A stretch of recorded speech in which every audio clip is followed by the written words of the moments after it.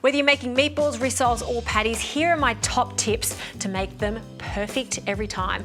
First, the filling. We always want that gorgeous fluffy-like consistency. So to get that, my recommendation is to add a cheese like ricotta that's going to make them extra fluffy, or some stale bread that's been soaked in milk. That's the best trick for that classic fluffy finish. Next is rolling out the mixture, and there's nothing worse when it sticks onto your hands. So my tip is to have a bowl of water on standby, add both hands into the water, shake excess off, and every time you roll them or form them into balls, you'll see nothing sticks.